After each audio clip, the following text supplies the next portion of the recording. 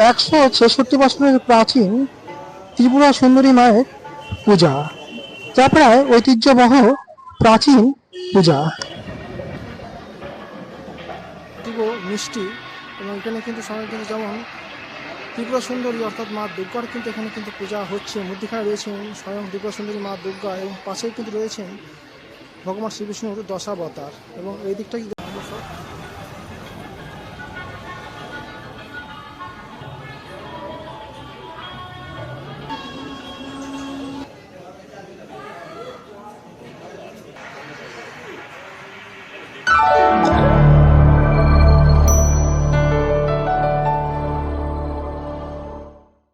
Kolkata wonder travel YouTube চ্যানেলের পক্ষ থেকে আপনাদেরকে স্বাগত জানাই। বন্ধুরা বন্ধুরা কেমন আছেন? আশা করি ভালো আছেন। আজকে কিন্তু আপনাদেরকে নিয়ে যাব প্রায় ঐতিহ্যমণ্ডিত প্রায় 169 থেকে 70 বছরের প্রাচীন ত্রিপুরা সুন্দরী মায়ের এক পূজায়, যে পুজোটা কিন্তু হতে চলেছে এবং প্রায় প্রতি বছরই কিন্তু হচ্ছে এই ঐতিহ্যমণ্ডিত মায়ের পূজা, যেটি কিন্তু 169 নম্বর বড় বাজার 169 নম্বর বড় বাজার অঞ্চলে হয়ে থাকে বাবুলাল আগরওয়াল ধর্মশালায়। বাবুলাল আগরওয়ালা ধর্মশালার ঠিক সামনে কিন্তু আমরা এখন দাঁড়িয়ে রয়েছি। 170 বছরের প্রাচীন পূজা, সেই পূজাটাই কিন্তু চলুন আমরা গিয়ে দেখে নেব। এটাই কিন্তু এন্ট্রি পথ, দেখতে পাচ্ছেন আমরা এন্ট্রি করছি। এন্ট্রি করেই একদমই প্রথমেই দেখতে পেয়ে যাবেন রাজকীয় পরিবেশে পূজা হচ্ছে ত্রিপুরা মায়ের এই 166তম প্রাচীন মায়ের পূজা, যেটি কিন্তু কলকাতার এক প্রাচীন পূজার মধ্যেই পড়ে। চলুন মায়ের দর্শন করতে করতে এর ইতিহাস সম্বন্ধে আমরা একটু জেনে নিই। কলকাতার বড়বাজারের কাছে অবস্থিত সুতাপট্টি এলাকায় বাবুলাল আগরওয়াল ধর্মশালায় আয়োজিত রাজরাজেশ্বরী পূজা প্রায় 166 বছরেরও প্রাচীন মহানগরীর অন্যতম ঐতিহ্যবাহী ও অন্যান্য উৎসব।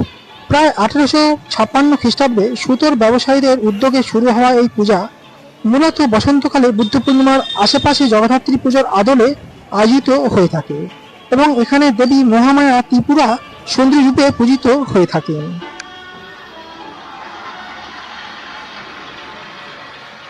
বাড়ির অসম্ভব সুন্দর স্ট্রাকচার দেখলে বোঝা যাবে বহু প্রাচীন এই পূজা এবং রাজকীয় এক সমাবেশ। এক কথায় এক অনবাদ্য এই পূজা এর মন একটা আলাদাই প্রশস্তি পায়।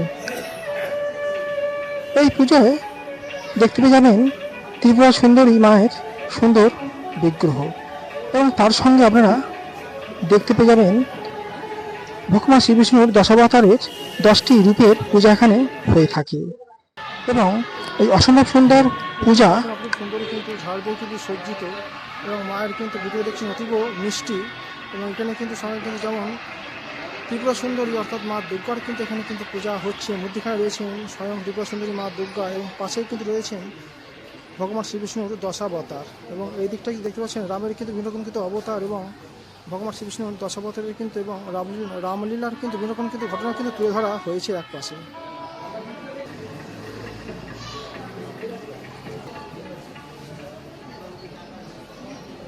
মণ্ডপের একেবারে অভ্যন্তরে আমরা প্রবেশ করলাম এবং সত্যি এতটাই মুগ্ধ হলাম দেখে, যা সত্যি দুর্গাপুজোর আগে এইরকম যে একটি পূজা দেখার সুযোগ পাবো তা আগে ভাবতে পারিনি।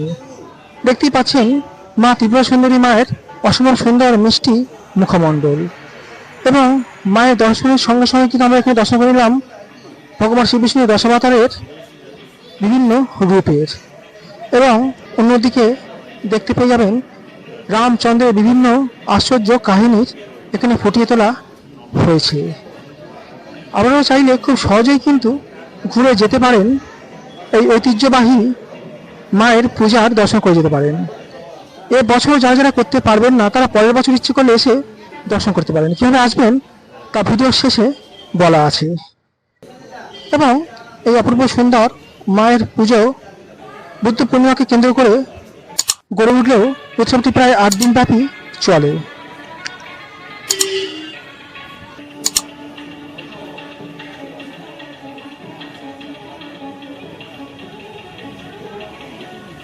পুজোটি আরম্ভ করেছিলেন কলকাতার বড়বাজারের সুতাপট্টি এলাকার বাবুলাল আগরওয়াল এবং উনি এই ধর্মশালার নামেই এই পূজাটি অব্যাহত রেখেছেন আজও, অর্থাৎ ওনার পূর্বপুরুষেরা। এবং এই ঐতিহ্যবাহী পূজায় আপনারা কোনো সময় ইচ্ছে হলে এসে দর্শন করে যেতে পারেন।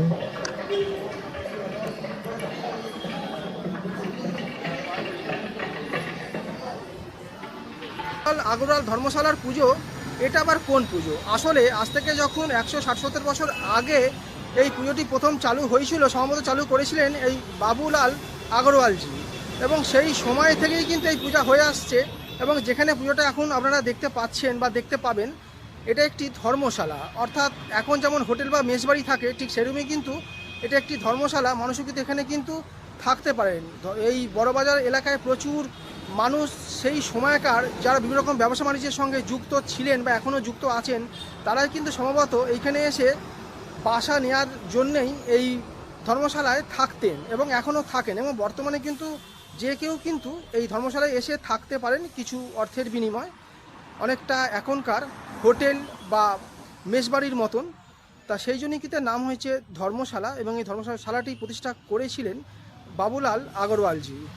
তো সেই পূজা কিন্তু অব্যাহত আছে আজও অবধি। এই ঐতিহ্যমণ্ডিত বাবুলাল আগরওয়াল ধর্মশালার এই পূজা নামেই কিন্তু বিখ্যাত এই বড়বাজারে। Mahatma Gandhi road metro, Mahatma Gandhi road মেট্রোর ঠিক উল্টো দিকেই সামনেই দেখতে পাচ্ছেন যে মহাজাতি সদন।